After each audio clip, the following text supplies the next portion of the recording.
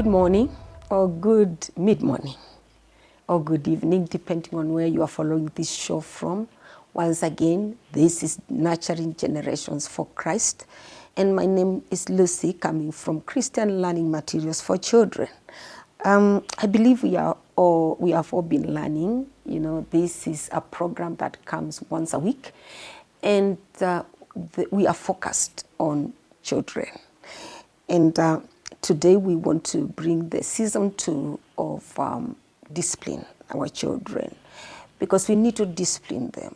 Now, as I said in the last program, that if you grew up the way I grew up, where your parent would read a scripture that would say, I'm paraphrasing, that the head of a child is full of foolishness, and it's removed with a stick, and then when they beat you, they are not beating you, they are beating out, they are removing foolishness.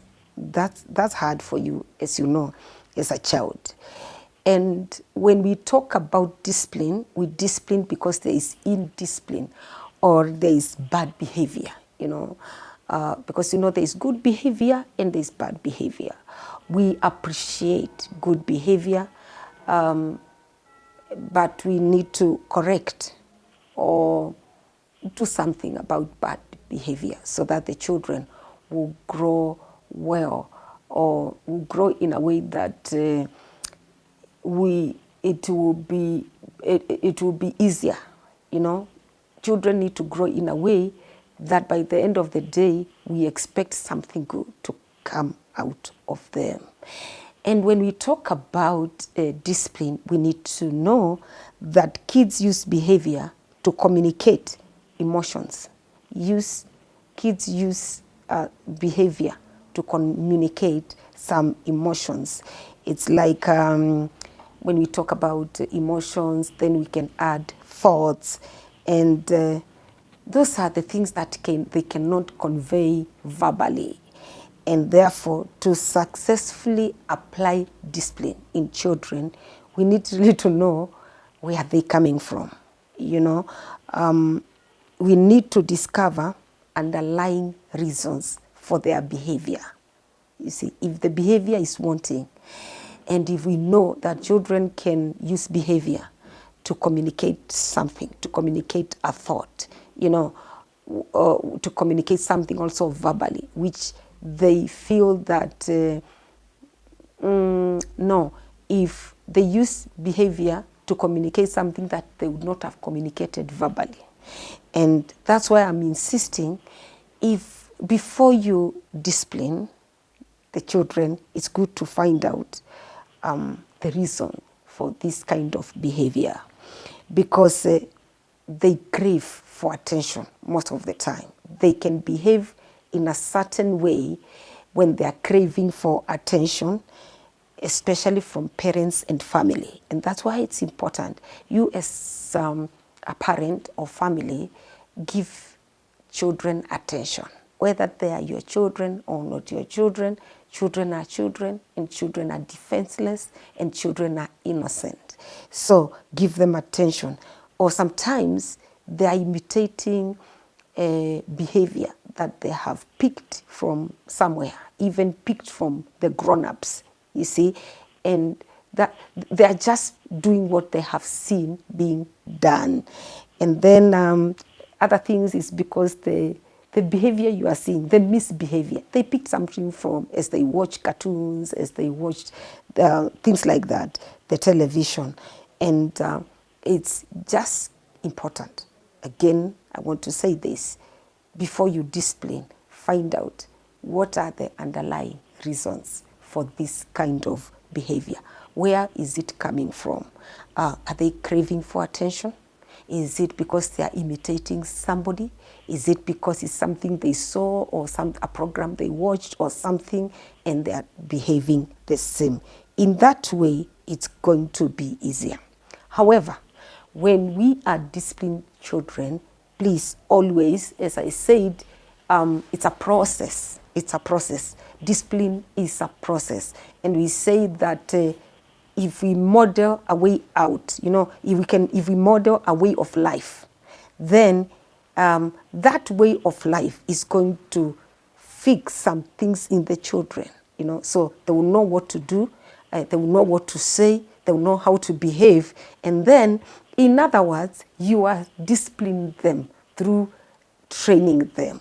All right. So one of the things that we need to do to discipline children, determine the rules and consequences at an early stage. I want to say that one again, that determine the rules and consequences at a very early stage. Set clear and consistent rules for the children. Children are very smart. They can monitor you and know that you always say that I'm going to beat you, I'm going to pidge you, I'm going to do this, but you never do. All right? So they know. Even if you say it, you're not going to do it. So that's why I'm saying when it comes to determining the rules and consequences at an early stage, the best thing is to teach children right from the wrong. Right from the wrong. Teach them right from the wrong from a very early age. That is going to help you.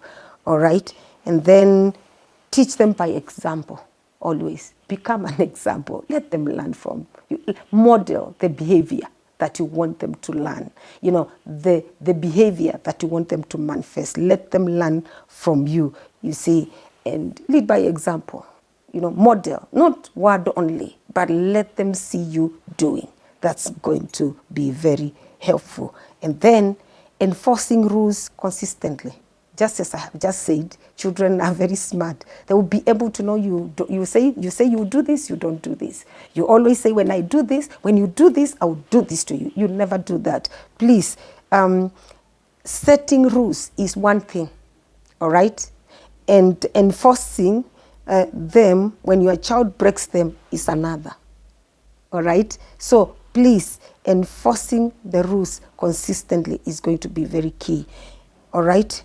And then explain the reason for the rules. Always let the children understand. Let your child understand. Try to explain why the rules are there and make sure your children understand their importance. Let the children know, why do we have these rules and what is the importance of these rules, okay? Because understanding is likely to help them follow.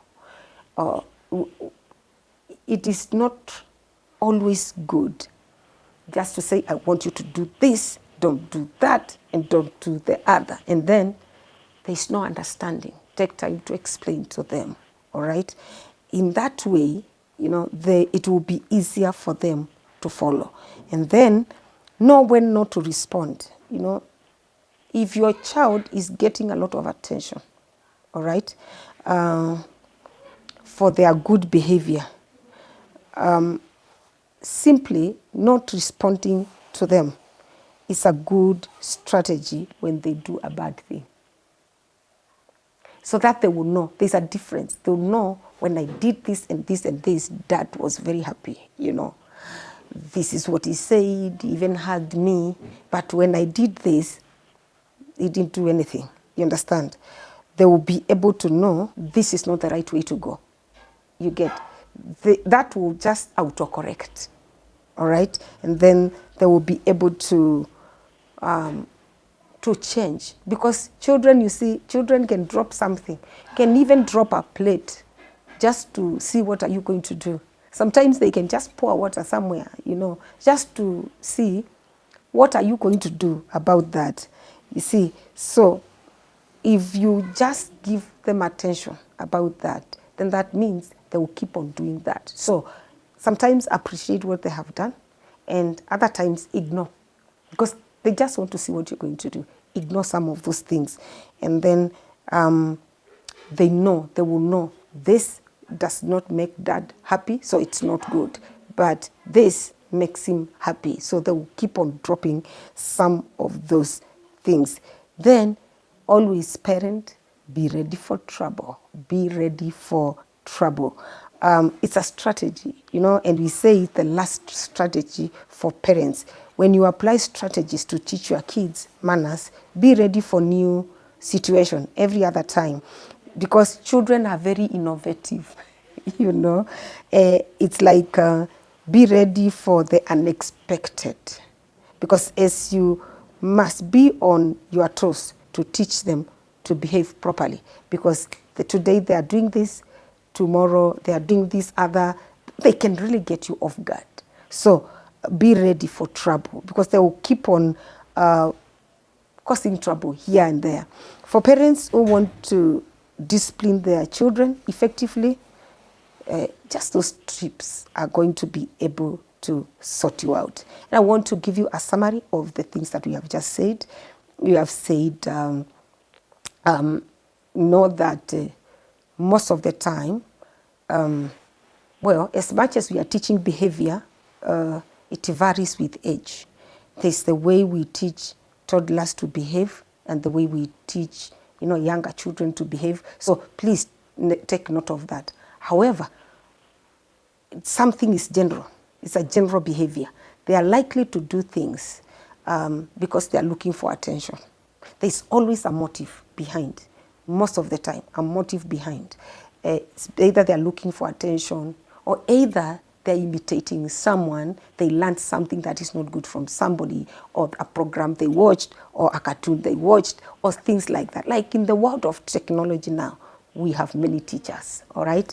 So please always find out why are these children coming from when they are behaving like this. Or where is my baby, where is my kid coming from? You see, what is it that is pushing them or making them behave like this? Then we said now to discipline them effectively, these are the tips that you can follow. Determine the rules and consequences at an early stage. I think I explained that. Then number 2, enforcing the rules consistently, I said that. Explain the reason for the rules, or explain the reasons. I know parents don't like this. It's like you're wondering, why should I explain why I'm beating you? It's very important, all right? And then be ready for trouble, because children are very innovative. You have seen what happens. You tell them, don't step on that seat. They step on the table. You tell them, please come down, come down. Why are you on the table? They go to the bed. They go on top of the bed, or sometimes under. So be ready for trouble, and then a big heart is good, and grace is always sufficient, because we've got to raise a generation for Christ. Thank you very much.